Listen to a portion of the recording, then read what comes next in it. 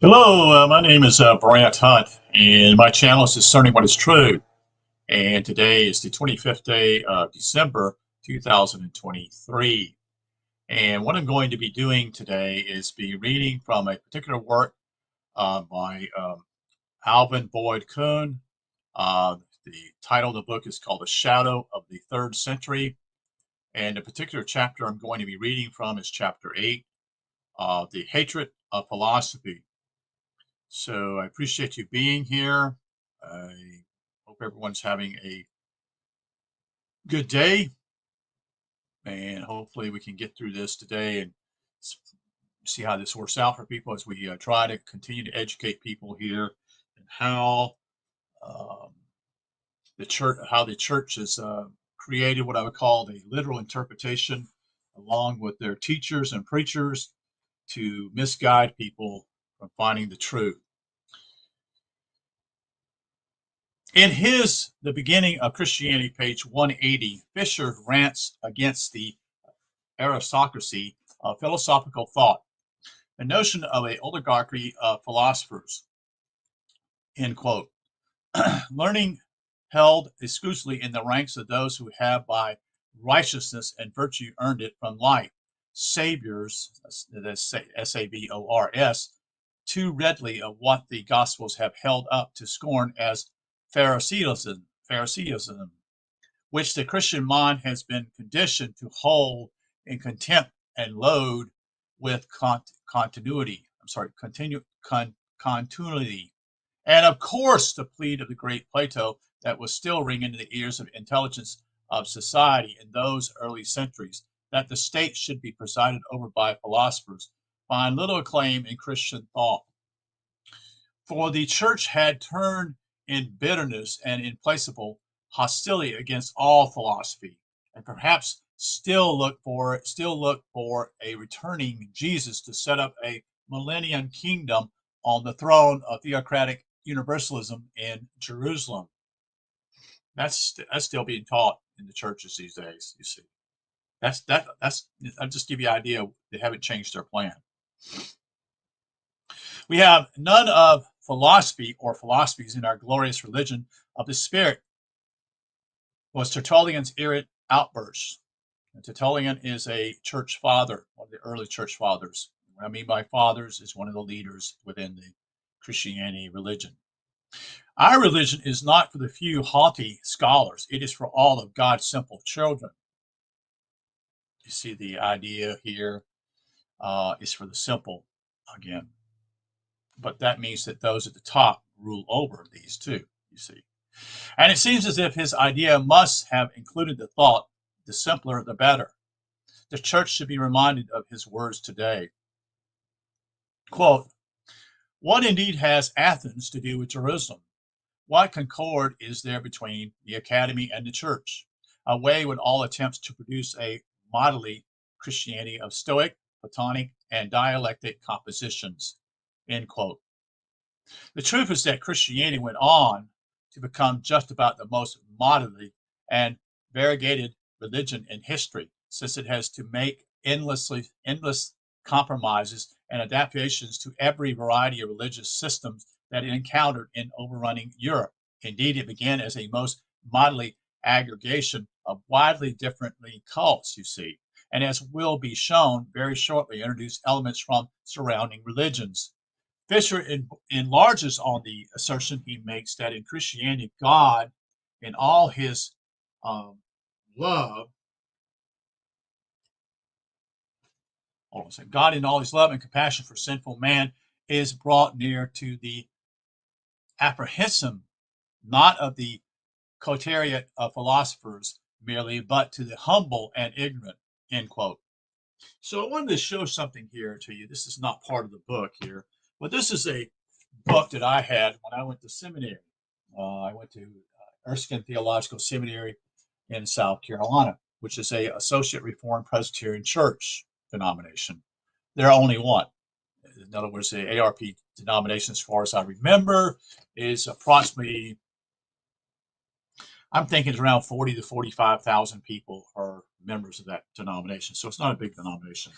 But this particular book was done by a professor, and there's what I call simply a system of theology, a methodology, the doctrine of revelation, doctrine of God.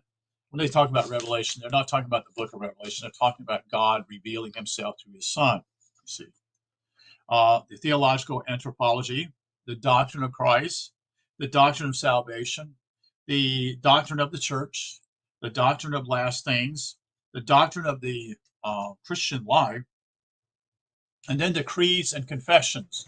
Now, what is creeds and confessions? This is something that took place after the basically during the Protestant Reformation to what they call what they believe. They confess what they believe.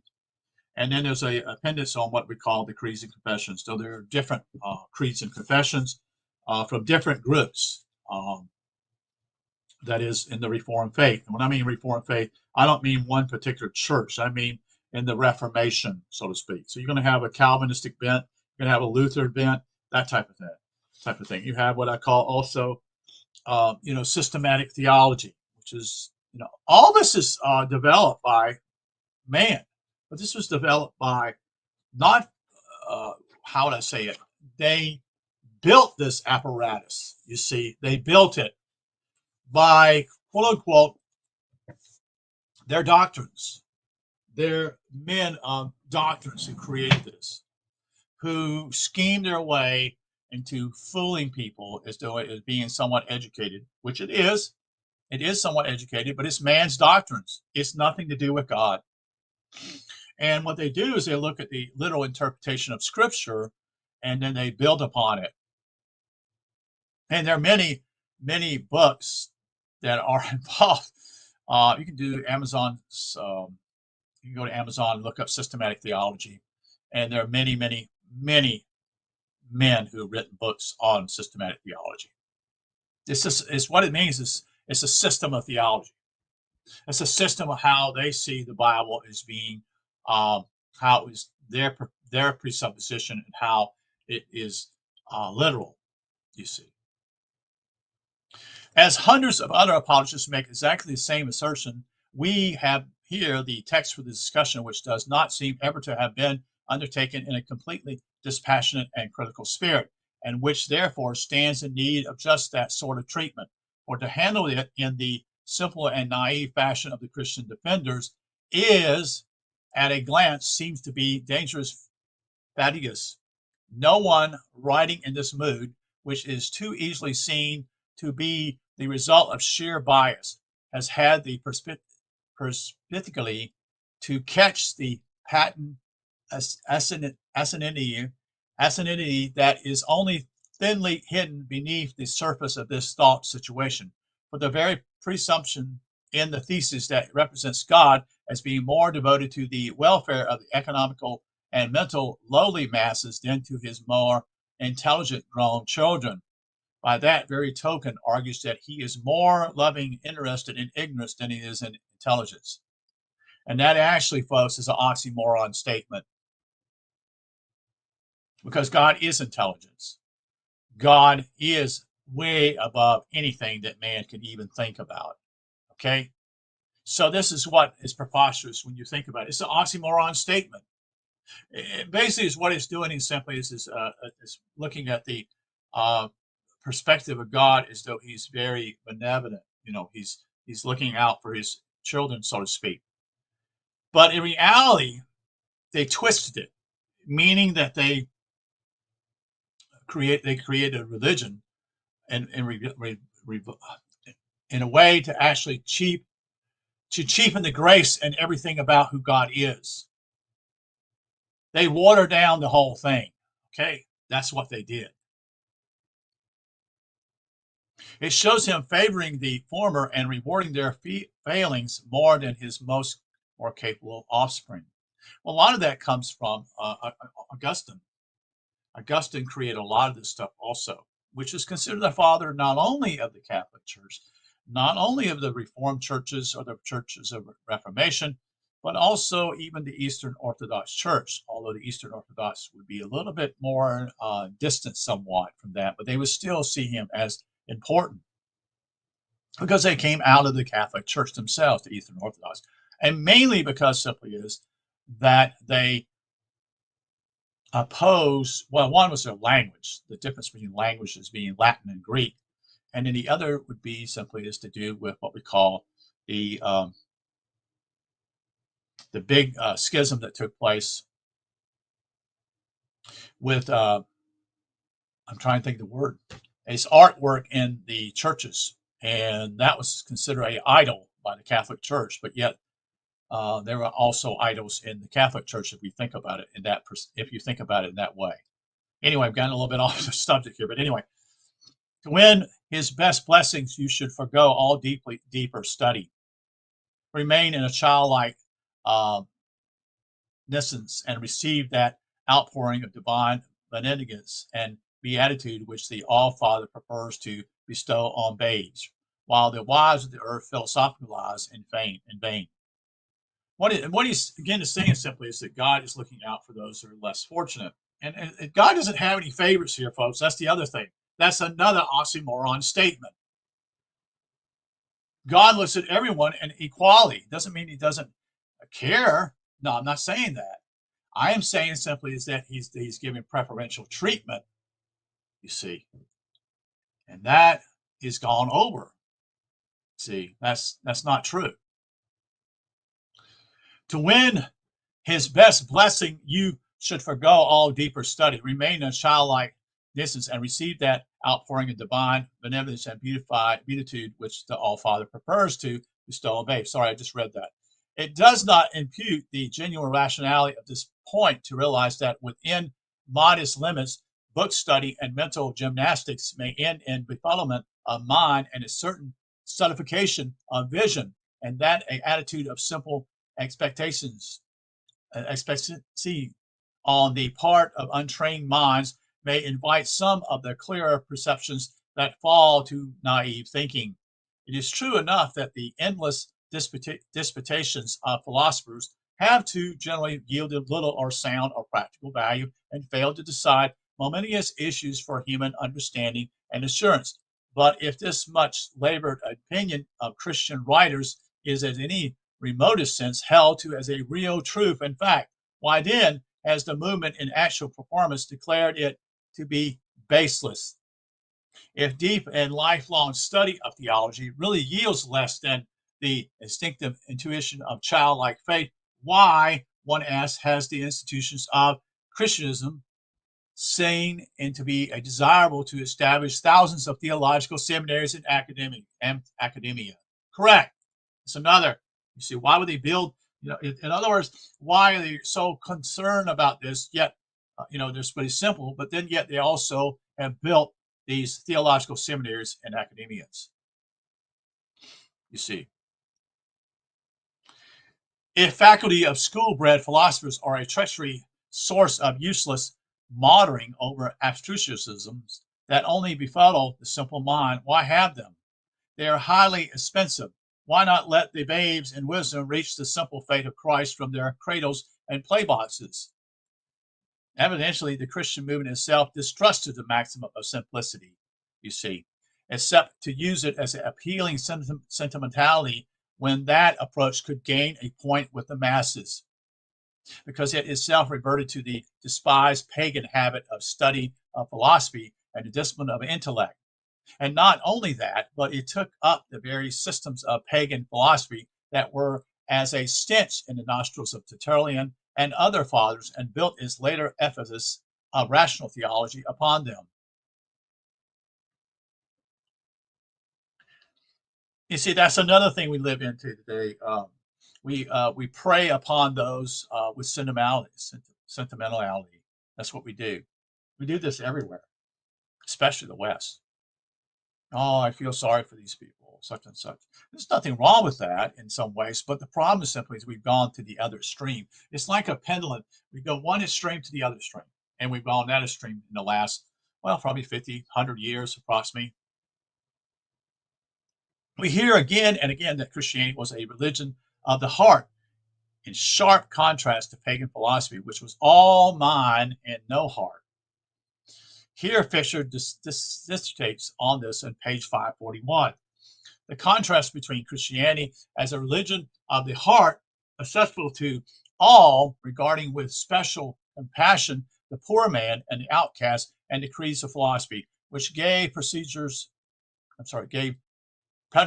to the wise and prudent, and created an intellectual oligarchy, provoking a contemptuous estimate of a new faith on the part of those of whom Celsius is a representative. And it's scarcely a matter of surprise that Christian societies make up, as at first they were, almost exclusively from the humbler classes, should be suspected of meaning for a purpose of contumacio and debauchery, and that even rumors of hideous crimes such as were often imputed to the Jews in the Middle Ages should be propagated concerning them. End quote.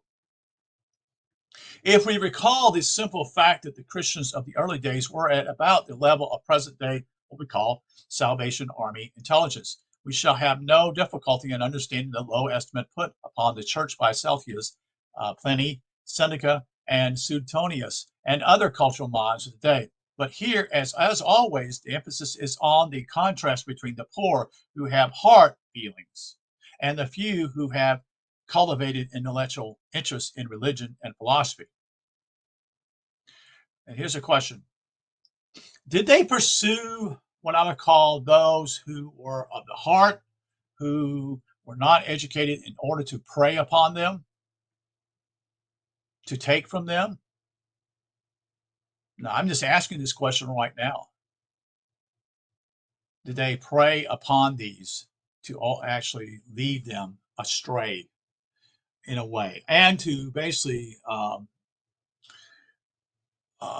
have their faith basically lifted up as having aggressive plans of growth that took place with Christianity?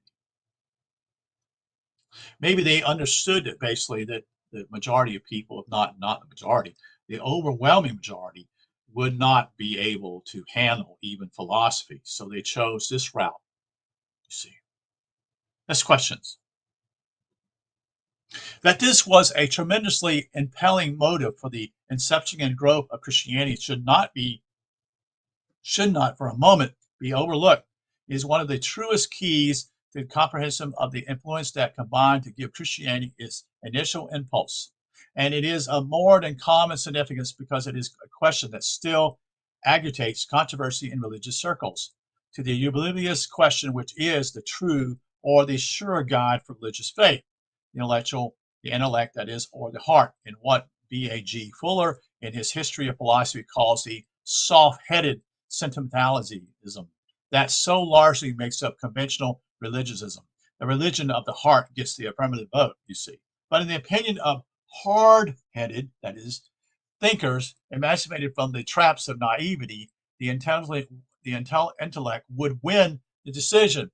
It would do to say here that a greater judge than any people's opinions has already pronounced the ineffable, that is, a irrefutable and unassailable verdict, which is that religion of the heart, feelings, emotions, devotion, when not regulated and guided by sound intellectual judgment, has proved itself to be the most frightfully devastating scourge known to history. The debate is closed. The jury, written history, has spoken. The heart is never safe to trust until it is directed by something more securely anchored to verily than feeling. That something is studied intellectualism. And again, the hollowness of the Christian glorification of its interest in the poor and humble is glaringly exposed by the implication, as if the case of God's imputed favoritism for ignorance as against learning, that God has once more shown himself partial. Again, God is not partial here, folks. You have to understand that. He is just. This time to man's emotional nature as against his intellectual endowment. In other words, what we've done, we made it easier for people to come into the church and believe that they're going to heaven, when in reality, they're not going to go to heaven, you see. It's just, and that would occur even with those who are intellectual, because it is about only a very few that ever actually find It's always been that way, you see. It's a process of saving yourself little by little. And that's why you continue to you keep coming back here each time over and over to learn new things on your own time, on your own ability, you see. It is a around the bush way of intimidating that God has rated feelings and rank and value above intellectualism, which the sly sign hint that he would appreciate the mind of his creatures, which given greater glory to their emotions. As a matter of fact, the verdict of the greatest thinkers has never failed to place the intellect above the feelings as far as the best human perception goes. Christianity thus finds itself on the losing side of a centuries-old controversy. It lost everything but the fanatical idolatry of emotion-ridden zealots by choosing to follow the glorified Guillemini, Hellenity of the heart, and that uncorrected by the intellect instead of that of mind and heart combined in philosophical stability. Speaking of the constituency and personnel of the first church congregations, Fisher says, page 576 and 7, quote, they were made up mostly of the poor and obscure. They were drawn to embrace the gospel by inward need, and whose low position in the society scale was a standing ground of reproach against the new religion from the side of his adversaries. Moved thus by spiritual hunger and by no motive of self-interest, they laid hold of the priceless boon offered them in the gospel with all sincerity and earnestness. End quote. This is, as far as it goes, a complete and comprehensive description of the genesis of Christianity. It is the true statement of what took place, yet it is too simple and too partial to cover the whole case. It leaves the matter standing somewhat in false light because it needs further qualifications and an interlining. It glorifies or sanctifies inward need and sincerely and earnestliness, end quote. When these are manifested by people who sought refuge in the cult of Christianity, these qualities are not so lauded when they are similarly the expression of people who did not resort to Christianity for satisfaction. One must live long and study closely if one is to learn that sincerity and earnestness are by no means a sure badge of rectitude or even good intent.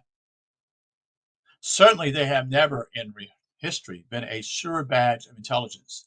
People do very little without generally sincere and earnest motives. I'll say that again.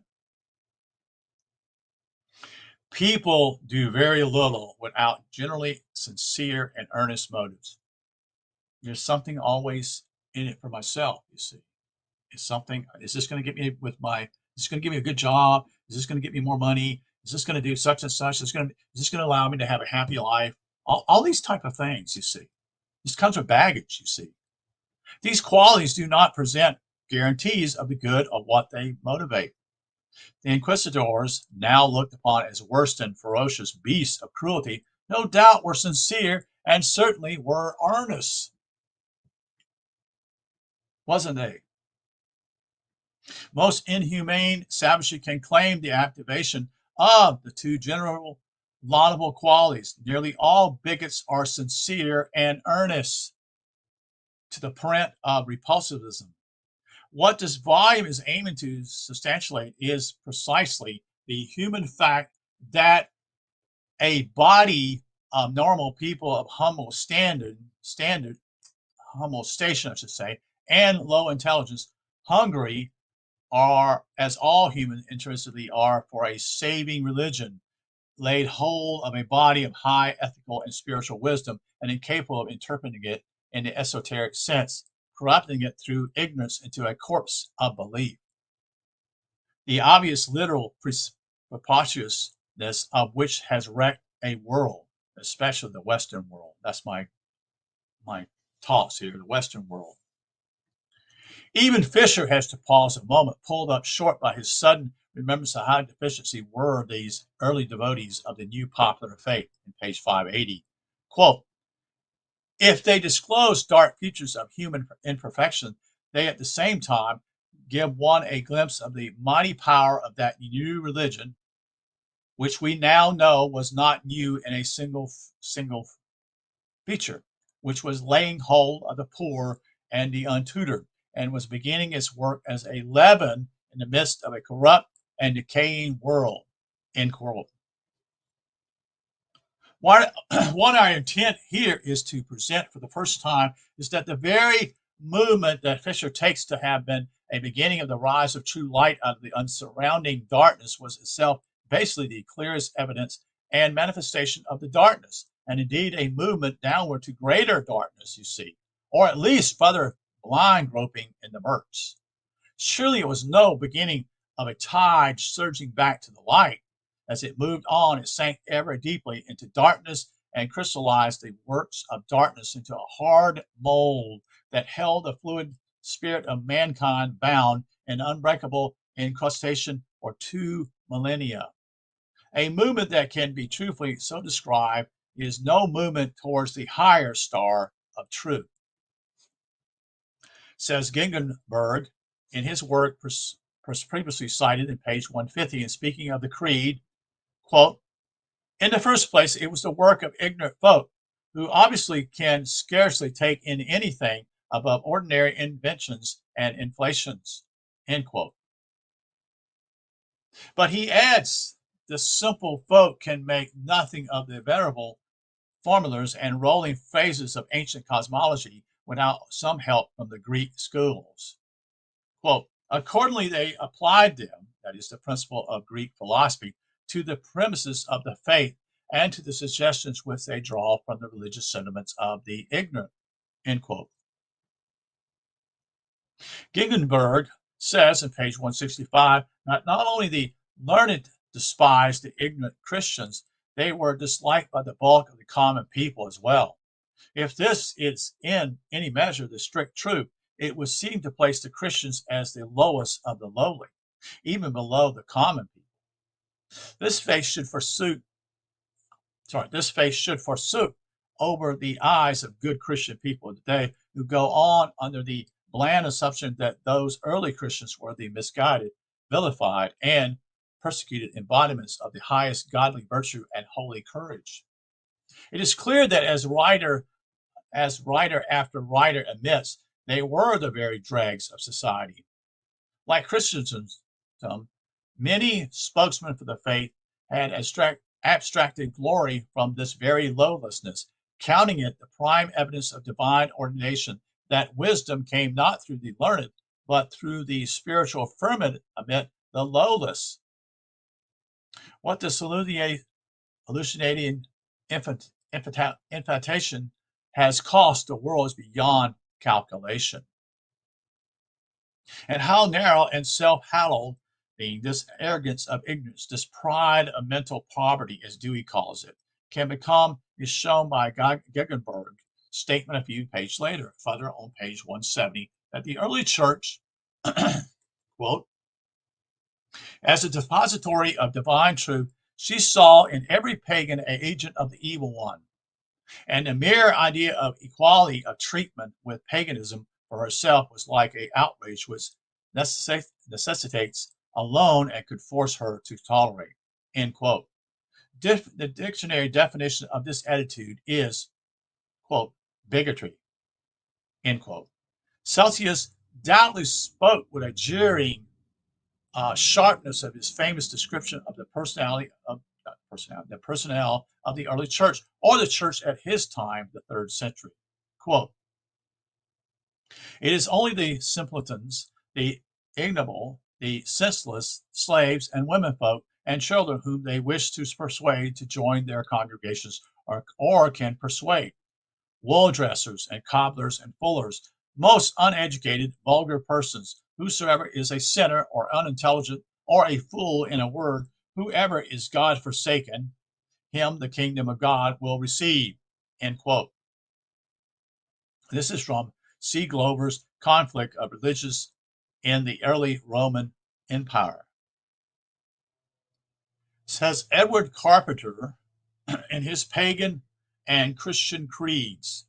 Quote, the rude and banal masses who have hitherto been almost beneath the notice of Greek and Roman culture flocked in and became a source of weakness to the church and a cause of dissension and superstition. End quote.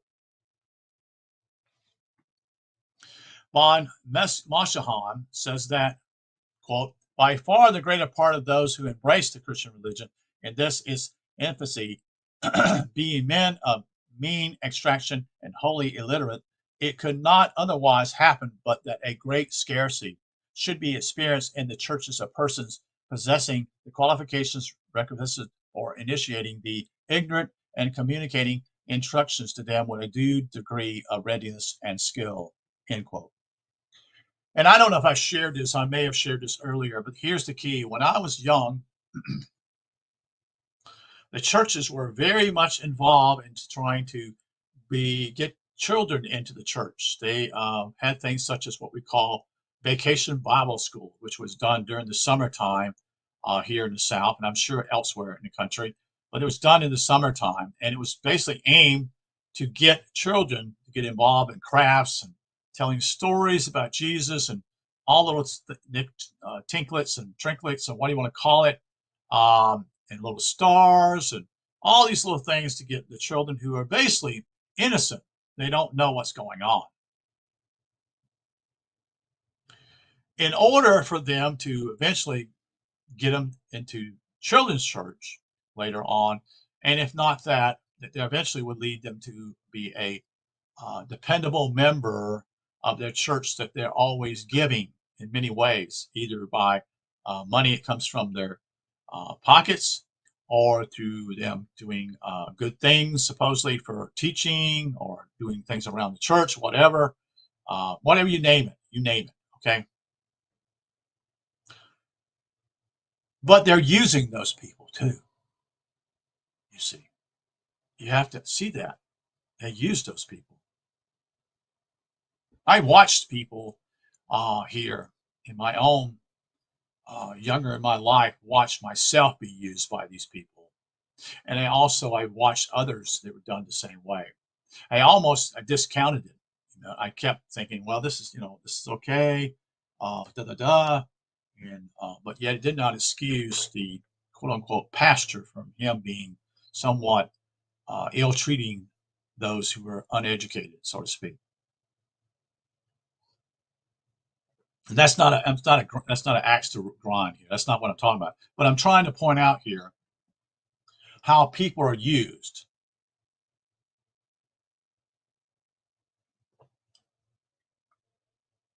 For the benefit of those sometimes in the top or positions in locally. Gingenberg says that side by side with the aristocrats of birth, the aristocrats also of intellect for a long time refused to its adhesion to the Christian faith, and often, indeed, it pretended to treat it as a beneath its notice. They didn't want any part of it. The intellectuals are not drawn towards the rabble emotional religion. They preserve a superstitious reverence for Hellenism, you see. Why he should let a unfounded slip into his sentence here and calling a deep reference for Hellenistic superstitions is hard to fathom. It presents once more a attestation of the palsy to which the virus of indurated Christianity or bias would reduce the best of Orthodox minds. Thousands of scholars and truth seekers have found the Greek philosophy most highly elevating and most brilliantly illuminating to their minds, and that would justly resent having their admiration for its called superstition. Quote, in it, they have found themselves further from superstition and closer to divine light than any other field of truth they have searched through. It has become the fixed habit of Christians to snarl and snap at all things found in paganism that would obviously have to be deemed a worthy of praise. Yes, I'll say this. I know in my own life, I scoffed at pagans. Even myself, long ago, I did that. And seeing others who were, to me, were inferior. as though I had all the truth when I didn't have all the truth, you see. So I know that it was in my own heart and my own attitude, you see. Concomitant with the praise of ignorance in Christian apologetics must, of course, came the culmination of the exclusiveness of Platonic philosophy. We find Hodges saying in the early church, page 88, stating, quote, but the essential weakness of Neoplatonism was in the narrow range of its appeal. It addressed itself to cultivate people, and among them to such as had the temperament of the mystic. It was right in its insistence upon a supreme good beyond sense, beyond reason, beyond reality. But when it endeavored to explain what the supreme good is, the plain man could not understand it. End quote. Tedious as it is, this citation of example of a stupid misconception, it is a work that must be done if we are ever to make our way out of the brambles and the thickets of asinine misjudgment in which the accumulated neoscience of generations has entangled the minds of the commonality of men in the Christian lands. Statements like this of Hodges are still accepted as conveying the truth, and consequently still hold minds in perverted ideas. It is certainly a most reprehensible error on the part of a man posing as a scholar to ascribe weakness to the Neoplatonic system because its appeal was to such height of intellectual capability that only a limited minority could provide the credence or the credentials to appreciate it. Neoplatonism is not a weak system, but perhaps the strongest for light and truth ever held by mankind. It's a noble beyond anything coming out since this day. Its revival is a crying need today if civilization and culture are to be saved. It still exists and illuminates the finest minds beyond what Christianity has been able to do. This churchman argues that the limited range of its appeal proves the weaknesses of the system. This is a blind stab at an argument, and it misses truth and hits a great untruth. In this case, at any rate, the limited range of appeal is not the weakness of the system, but sadly proves the weakness of the human masses. When has the highest culture ever had a wide appeal? Has it? Has it ever been the highest culture ever been wide? Has an enormous appeal? No, of course not. Most people are not interested in that. No, almost no one is interested in that. And sensibly should be railed against fine music or fine art. That's why I see these things as valuable in my life, because I appreciate good classical music, because it's the best that man can do. It is the always upward, bringing people up, not bringing them down to the masses. Or fine art, because their appeal is only to connoisseurs, you see. Good music is pursued the blame because the vulgar disdain it and will have their popular songs instead. Most people cannot sit in most music with classical music these days. They can't handle it. It's too long for them. They can't sit, which reveals a lot. They don't have patience within themselves, you see. A lot of the music simply is vulgar, what they listen to, and when they come in and listen to something else, it has art in it and has distinctive, and it's been created by some people with beauty and the uplifting of man instead of actually the downtrodden of man. Completely opposite.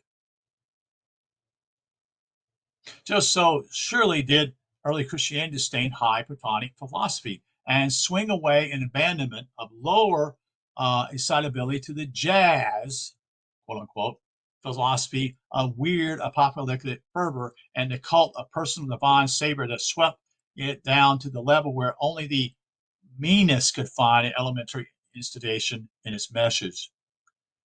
Then in Hodges' next words, we read the solemn dirge of true Christianity in page 88.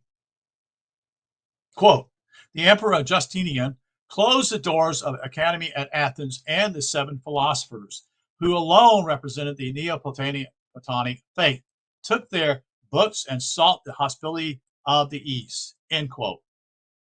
It is a legitimate question whether this was not the saddest, most rueful day in world history. It was the last flicker and final out of the lamp of ancient wisdom. Hodges himself helps us to see how the darkness thickened when the light was withdrawn, he says in page 89. Quote, Origen was a fellow student of Plotinus in the school of Ammonius Saccharus. The perception of God in all honest thought was indeed confined mainly to the Greek fathers. The Latins were of another mind. Tertullian, contemporary of Clement and Origen, hated all philosophy and poetry.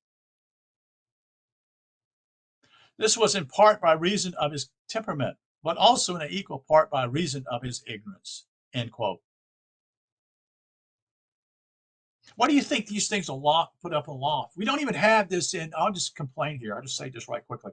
You know, we used to have public radio here in South Carolina that would play beautiful music, but now they play nothing but fear porn. That's what they do. They don't play anything. They're not playing music. They just want people divided. This is simple what they're doing. They divide people. It's propaganda, folks. News itself, a lot of it is all propaganda. And those who do this are indeed causing harm to all of us. You see, just for a fucking job and a little bit of money, as though they are moving in the right direction, as though in reality we've been down this road many times, folks, in the past.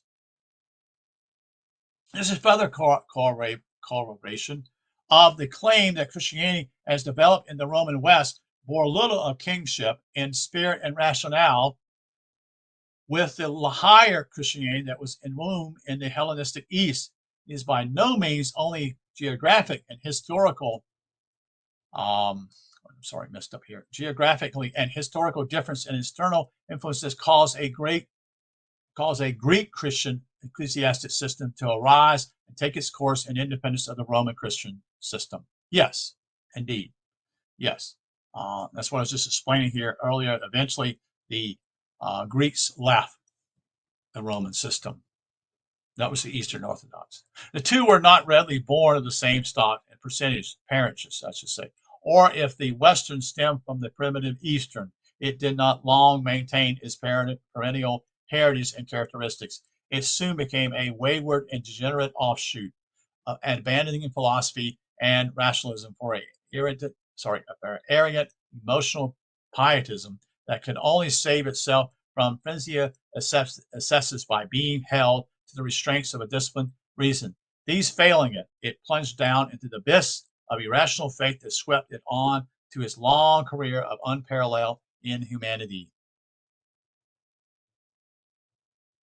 A odd reference to the ills arising from intellectual aristocrats, this time not as between pagan philosophical oligarchy and Christian simplicity of faith, but between a class of intellectual nobility in the church itself and the common unschooled laity, is found in Gegenberg's comment on the amazing efforts of the church philosopher Scotius Erigena to reintroduce into Christianity those esoteric elements drawn from Plotinus and Pythagoreanism, or from Neoplatonism, which the church had by the 5th century so completely cast out, says the historian in page 220.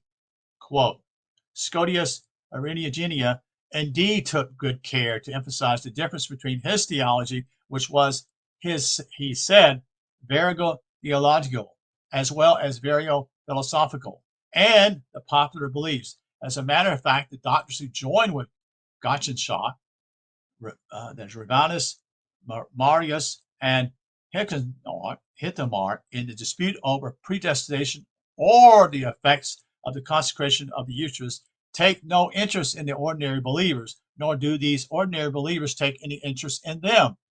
And although this aristocratic isolation of Christian thinkers with regard to the mass of Christians is nothing new, it is nonetheless disturbing.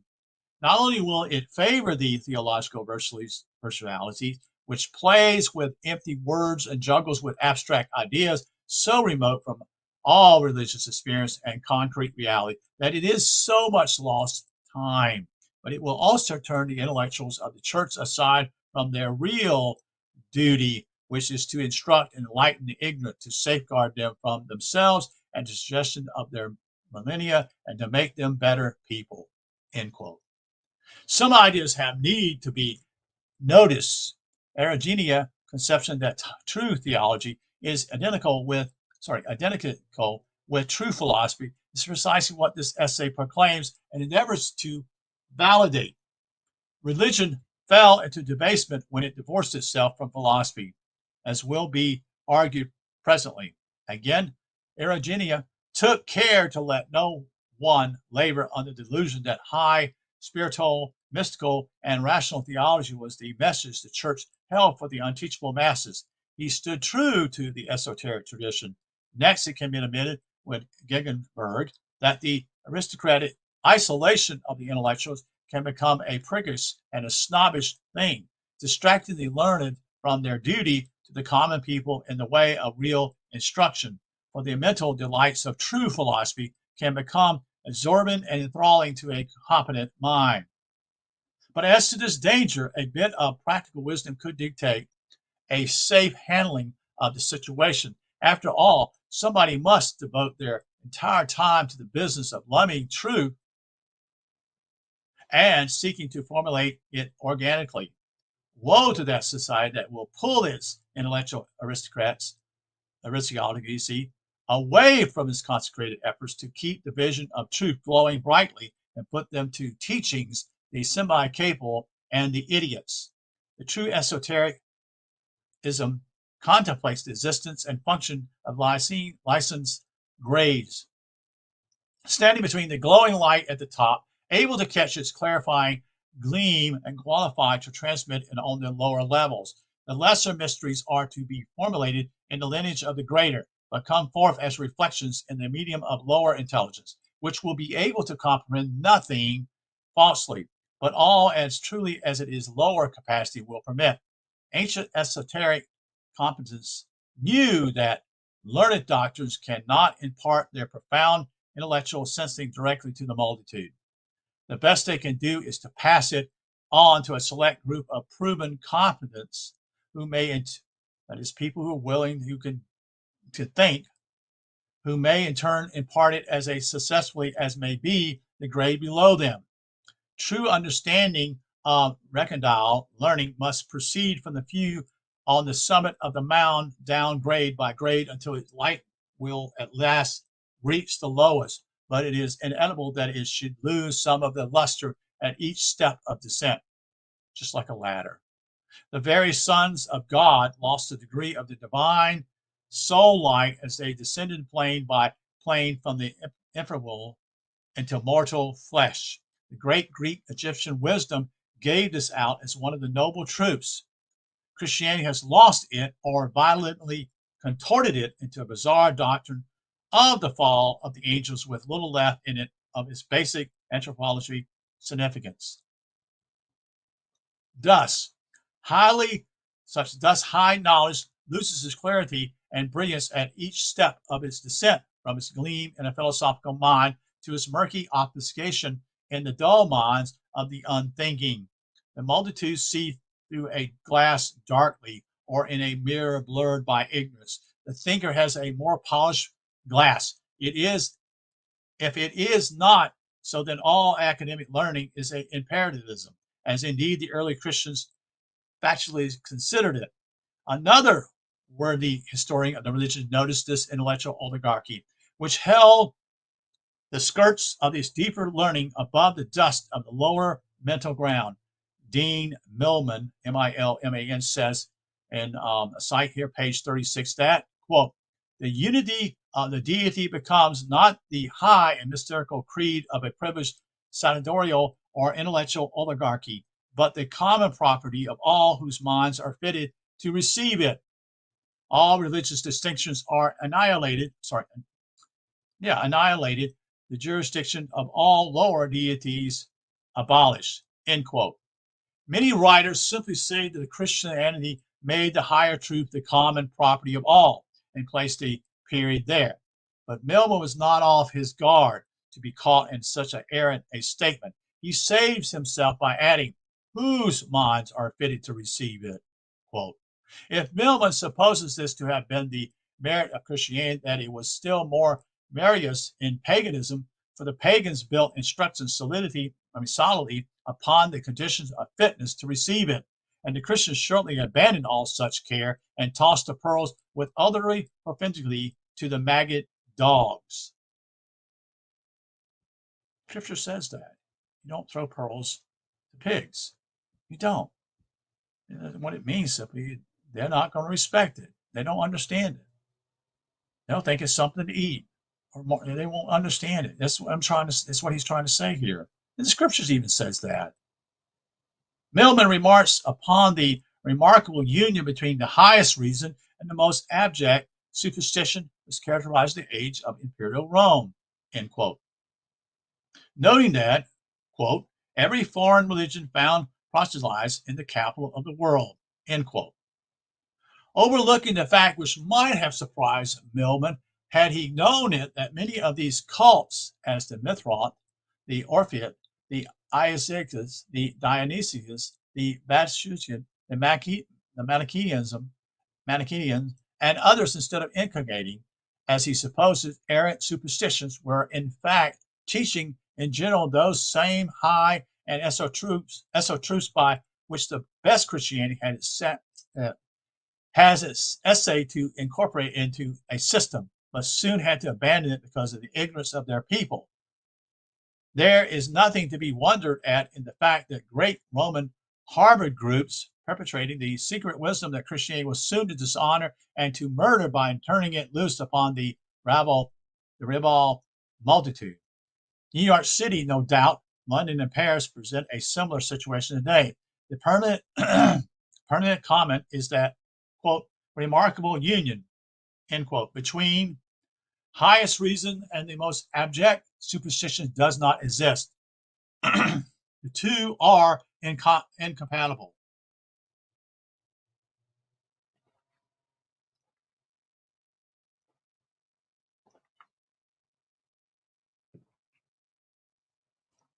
High reason abolishes superstition. It does. The gloomy fact is that there is so much superstition and so little sound reason in the many cults flourishing now as then. The gap between true intellectual aristocracy and wide fancies of the vulgar is no less yawning now than it has always been. But there can readily be found learned esoteric societies and ignorant cults side by side in any city at any time. One cannot let go unchallenged another excerpt from Milman's history. He is commenting on Cicero's statement about the imperial Roman state religion of paganism and rites. Quote, the education itself by which, according to these generally judicially writers, the youthful mind was to be impregnated with reverently feelings for the objects of national worship, must have been coldly conducted by teachers conscious that they were practicing a pious fraud upon their disciples, and perpetually embarrassed by the necessity of maintaining gravity befitting such solemn subjects and of suppressing the involuntary smile which might betray the secret of their own impiety, end quote. This could be the theme of extended rebuttal that could wax vehemently in ironic salars.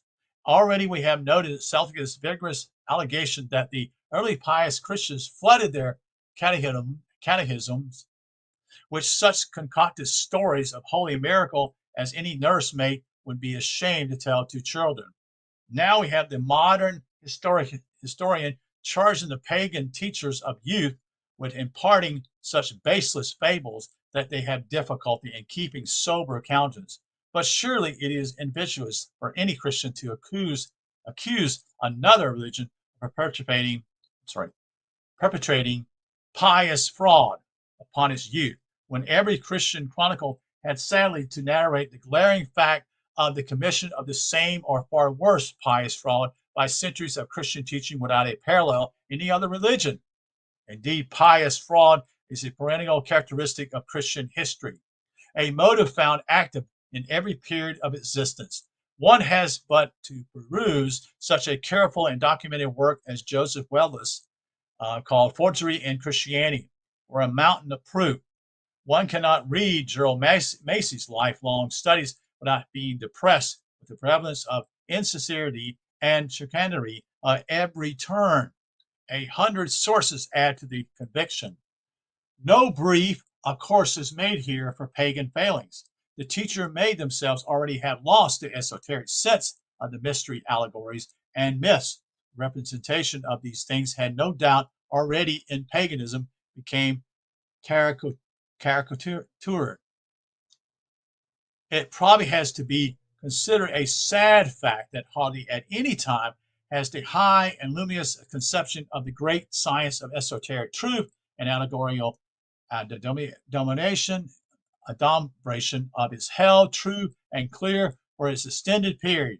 The vision of truth and its figures is caught once and again by perspicuously mind or a group. It flashes for a time and it gone again. It has to be recaptured over and over again and cannot be made into a permanent possession simply by being published or published broadcasts.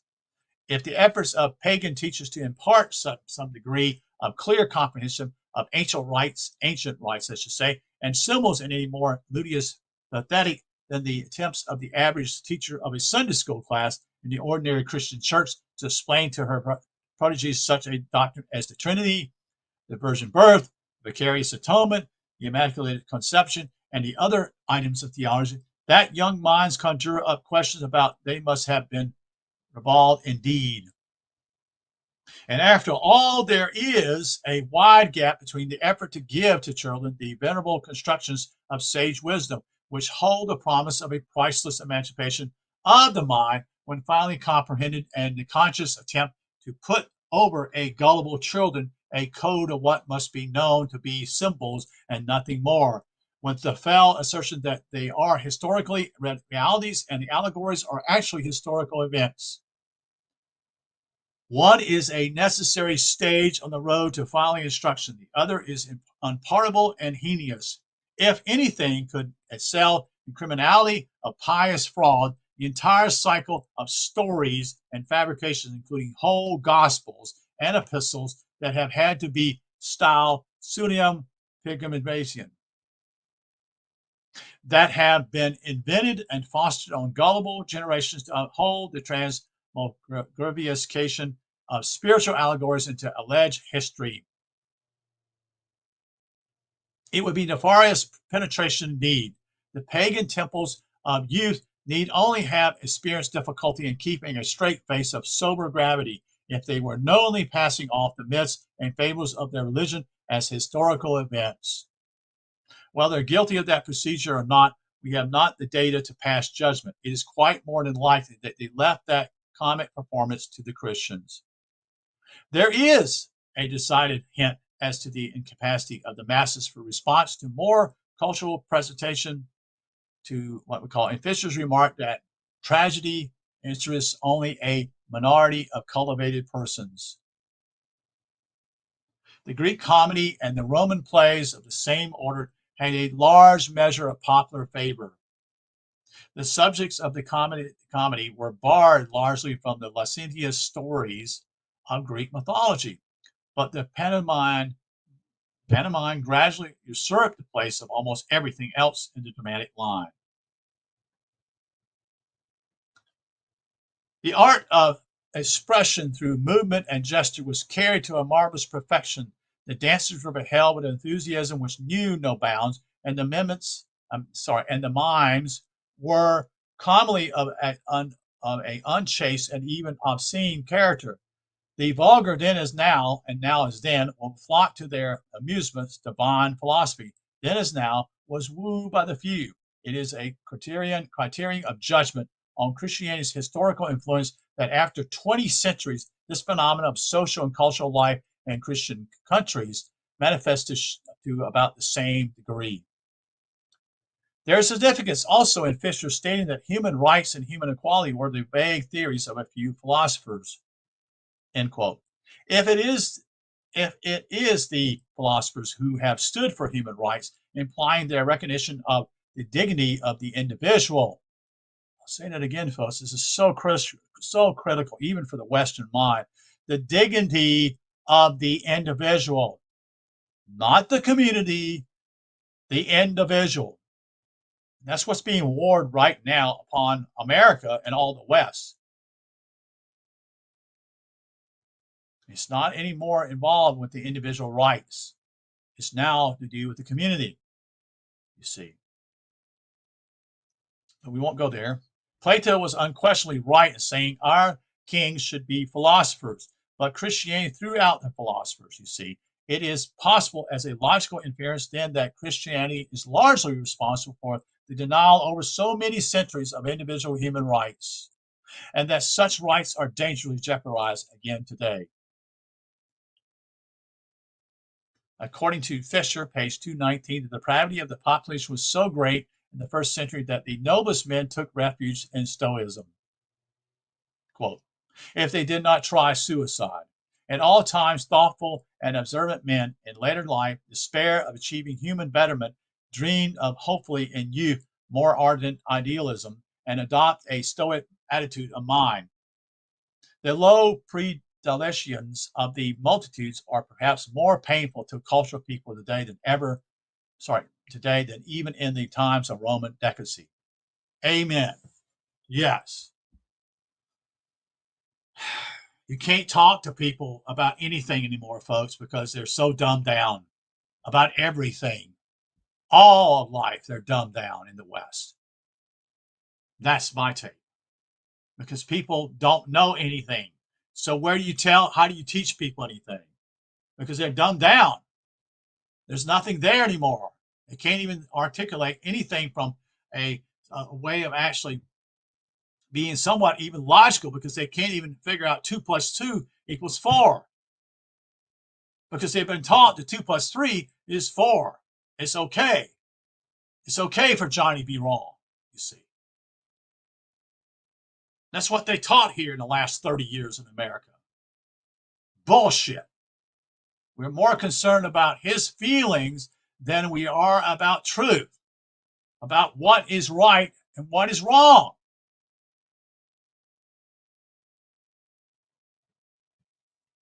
Go ask young people today. Look at them at places. Look at what they can't think.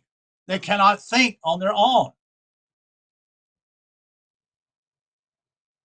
Fisher uses this datum to prepare the way for his assertion that Christianity was about to flash into the gloom with a superior radiance, and he draws the picture of this disparity between the two, this disparity between heathen and Christian society, which he says cannot be denied.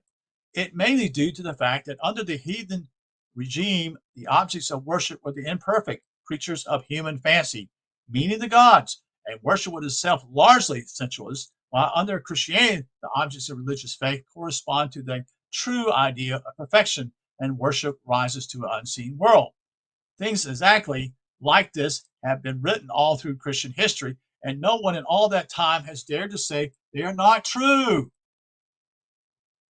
Now, positive refutation can be made. It is not true to say that the gods worshipped by paganism were the imperfect creations of human fancy. The truth that at last, after centuries of Christian suppression, comes to awaken intelligence is that the pagan gods were the creations of the near-divine Sagittarius to embody is personified from the attributes of the divine nature for the everlasting enlightenment of mortal men.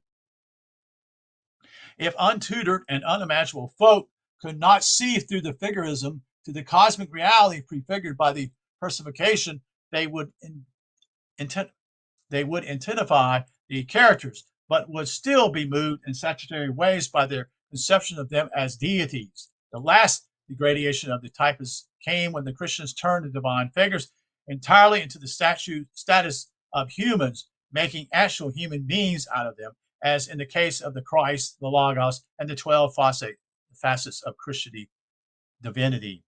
Not too far did Christianity fall clear of actually turning God himself into a benevolent, venerable human patriarch. Indeed, to the general run of more ignorant Christian people, the conception of him stands not more than a step or two above an actual anthropomorphization. Hard, easy for me to say. If less intelligent pagan mentality accepted the gods as personal entities instead of abstract through actual creative forces, they at least kept them in their superior worlds.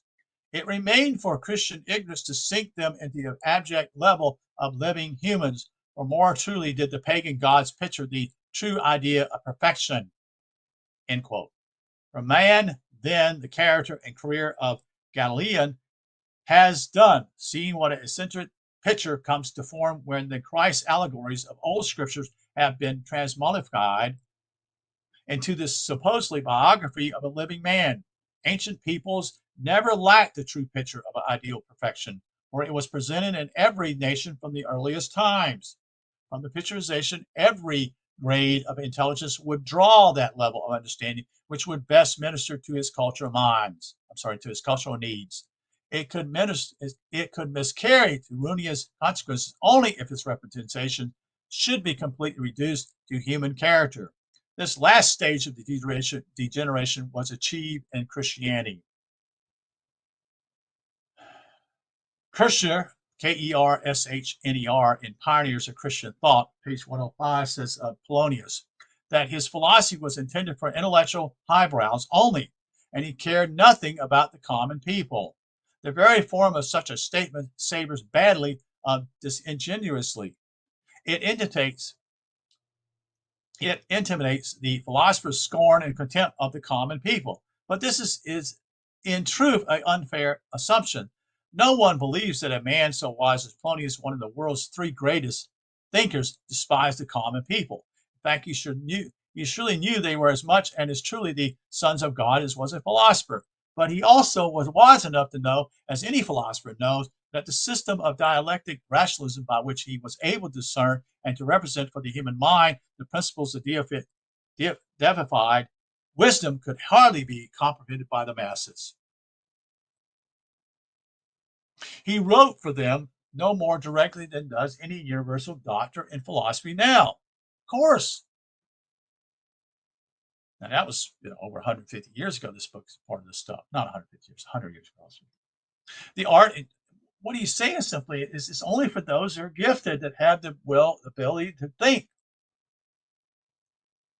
They knew they didn't have it. They didn't have their philosophy wasn't for the masses. Okay, that's not what it was meant for. It never was. It's only for a few. But Christianity chose to do the opposite. You see, they chose to dumb it all down. You see, the art and genius of the philosopher cannot be exerted upon the common people directly. They must affect the grade at his own level first, and then percolate down to the underlings mentality. A pagan philosopher must be slandered at all costs, and so Polonius had to be gratuitous slandered with the charge that he cared nothing for the common people. No sincere philosopher but hopes that his high work may eventually liberate the common people from some of their burden of victimization by false conceptions. When you don't know the truth, folks, about anything, it leads to being lied to, and not being manipulated would be a better word, by others.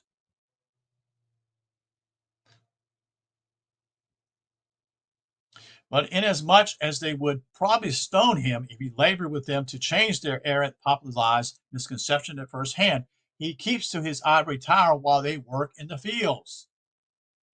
But Farrar, Farrar, in his book called Lives of the Fathers, Volume 1, 384, comes forward with the assertion that this attempt to draw any distinction between the religion of the vulgar and that of the initiative, as though an ordinary amount of knowledge sufficed for the latter, is a, quote, a error and a dangerous evil, end quote. He says that so far as Clement, and he should have added Origen too, use language which seems to lend any sanction to such as hypocrites. I'm sorry, an hypothesis, end quote.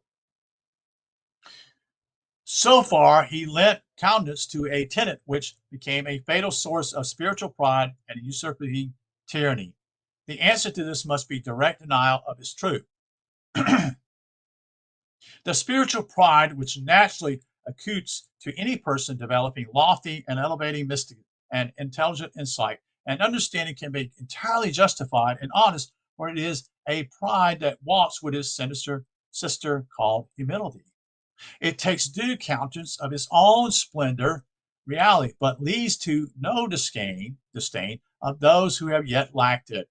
With complete charity in its view of the humble and unenlightened, with each intense pity of their darkened state, it yet knows no way on the mental side to bridge the gap between its position and that of the multitude. It will do what can be done to instruct unwisdom, but what it will not do is prostitute his vision of reality. In other words, he's not going to cheapen what he's teaching the truth. He's not. Once you do that, you cross the line. And that's what he's saying. You prostitute. You give it away what is important to the dogs, to the pigs who have no respect for it, don't understand it. It's dynamic and emasculating realization to a form of untruth to beguile the banal commodity. No more would it do this to win popular applause than would be a Beethoven produces modern jazz. It was Christianity that followed the fatuous dream of eliminating the difference between religion for the vulgar and a philosophy for the initiative, and with disastrous consequences this work essay to delineate. Christian exponents do not hesitate at any time to institute comparisons between their principles, practices, or dogma and those of the pagans, and always to the disparagement of the pagans. If this matter of spiritual pride is thus submitted for comparison, it is obvious that the superior lies with the pagans. For always has Christianity flaunted to the world a gregarious pride in its spiritual attainments. Its pride, however, was its sanctified devotedness and pietism, rather than in irrational insights. And we can be reminded here of what the modern thinker John Dewey has told us on the score that the pride of the zealous devout is the most dangerous form of pride, end quote. The pride of those who feel themselves learned and express an explicit will of God is the most exclusive, he expounds. This hits Christianity more directly than it does paganism, surely. Farah continues on discussing Augustine's high tributes to Platonian philosophy. He, having been a pupil of the Neoplatonius, says it is surprising that he should express such rapturous admiration of the truth that has been long commonplace with Plato and the Stoics, with Cicero and Seneca. But what seemed so admirable to him was his observation that the loftiest morality of the greater heathen thinkers had become the ordinary heritage of the most uninstructed Christians. Quote, what had been a rare heroism had become an everyday belief, so that each little voice in turn some glorious truth proclaims what sages would have died to learn, now taught to cottage dames, end quote. One can take a kinder view of such a presentment or a stricter view. The Christians were wrought up into a high pitch of fanatical frenzy. The unrelenting driving motivation was pietism zealots. Under its good and lash, the human spirit may manifest its unintelligible people, extraordinary heroism and insights.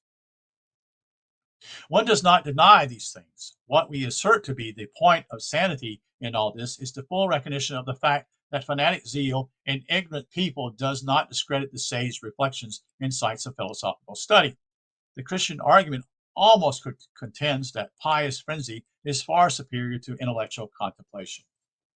You see, they come in with a presupposition here. They just believe this.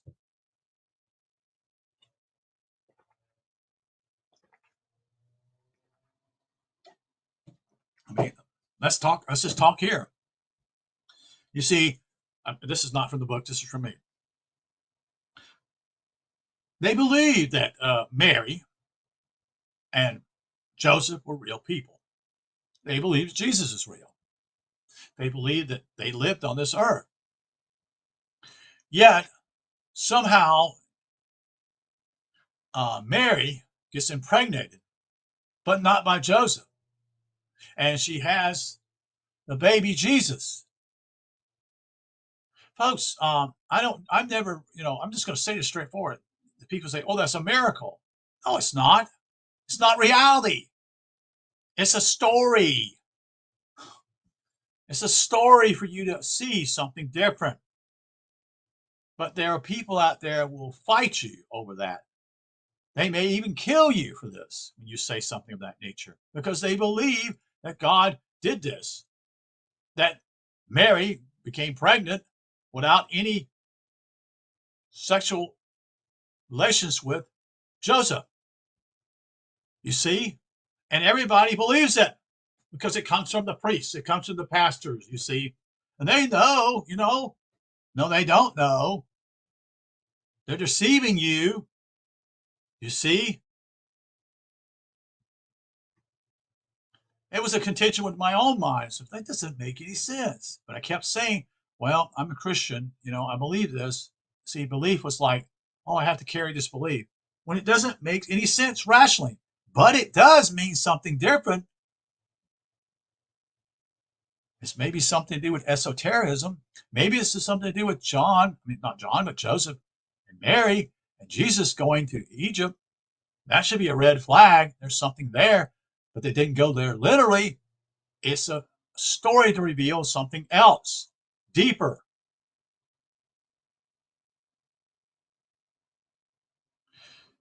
What we assert to be the point of sanity in all this is the full recognition of the fact that fanatic zeal in ignorant people does not discredit the sage reflections and sights of philosophical study. The Christian argument almost pretends that pious frenzy is far superior to intellectual contemplation. We contend that history sides with our argument in proof of this. You see, that's what they use. You see, they use history when it's not history. Several personal or national crises always bring out latent heroism in common people. Novelists write up these things, and no deep-thinking person will quite accept the dictum that all the common proselytes to the new faith suddenly put into daily manifestation the higher virtues of the philosophers. This claim is itself an offspring of similarly overweening pious presumption. Gegenberg says that it was to the Gentiles of the lowest order that the Christian preachers addressed themselves. It was among this class that the consulting and all-leveling doctrines of the humble brethren had the best chance to be well received. The historian says that until the time of the Antonians, the more enlightened never formed more than an infantile minority in the church. Quote, slaves and day laborers constituted her main force. Christianity continued to find its recruits, especially among the humiliores, end quote. After that period, the new faith came to contact with philosophy, and the results were incalculable. To controvert the endless catalog of major and minor aspirants and slurs which Christian writers have flung at pagan institutions would take volumes. Lecky, L-E-C-K-Y, in his History of European Morals, Volume 2, page 15, makes a statement which can serve as a pretty general comprehensive conclusion on the whole discussion. He gives the Christian credit for advancing beyond the pagans to a higher humanitarian in several respects. Then he says, quote, on the other hand, they rank immeasurably below the best pagan civilizations in civil and patriotic virtue, in the love of liberty, and the number and splendor of the great characters they produced, and the dignity and beauty of the type of characters they form. They've had their full share of tumult, anarchy, injustice, and war, and they should probably be placed in all intelligent virtues lower than any other period in the history of mankind. A boundless intolerance of all divergence of opinion was united with an equally boundless toleration of all falsehood and deliberate fraud that could favor received opinions. Credulity being taught as a virtue, and all conclusions dictate by authority, a deadly torpor sank upon the human mind, which for many centuries almost suspended its action. It was only ineffectually broken by the scrutinizing, innovating, and free-thinking habits that accompanied the rise of the industrial republics in Italy.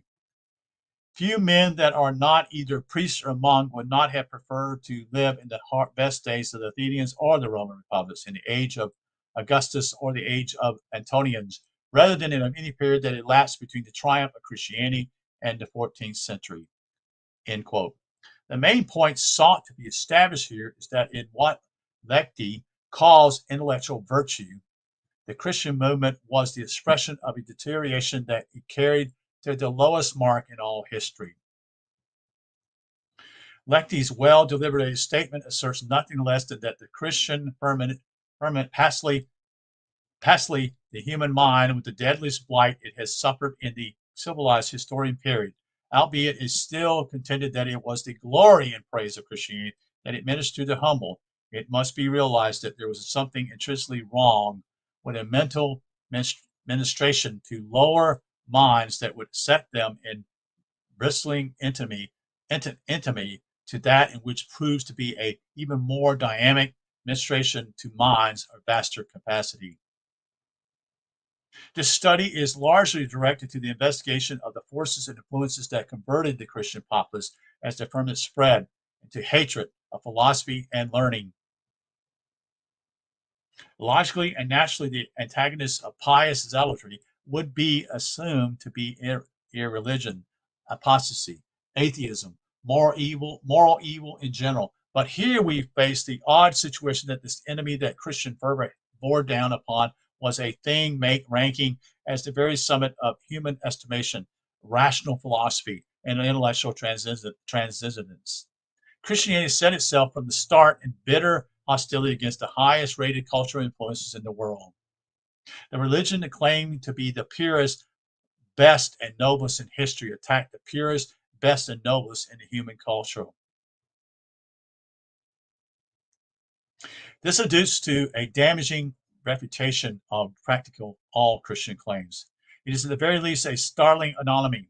Christian protestations fall smitten with a fatal nullification under the blows of the logic of this historical item. You see what they did, folks? They were critical of everything that was noble, that was educated, in order to seduce the rabble, the majority, more than the majority, and to use them for their own benefit. That system will prove itself best and noblest, which upholds the best and noblest and agnatizes the worst and meanest. History often turns anomalies, and paradoxically, it works out in quirks that are often quintillaria and chimerical. The only escape from this devastating logic of this situation is for Christianity to claim that the intelligent philosophy against which it bred hatred was itself degenerate and below the best. And to that claim, there would be advanced by no means a complete denial. The allegation is unquestionably true, in partial degree at least. A fatal dry rot had by the first century spread throughout the ranks of esoteric philosophical cultures. It had prepared the ground for an outburst of popular superstition such as Christianity manifested. There had been steady degeneration in and under the sway of the pagan symbols.